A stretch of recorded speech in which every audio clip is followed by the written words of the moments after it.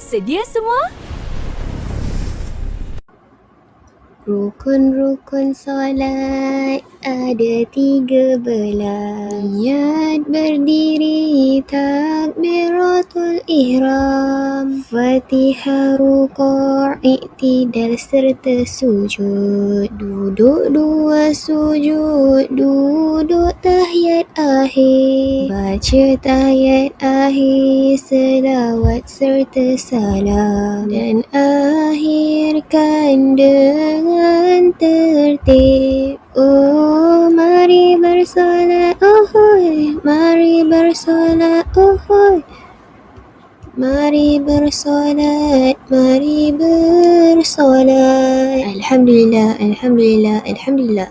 Selesai sudah rela ibadah kita pada hari ini. Jadi, jom kita buat aktiviti yang telah disediakan. Itulah rela ibadah kita pada hari ini. Jadi, Assalamualaikum warahmatullahi wabarakatuh. Jumpa lagi di episod yang akan datang.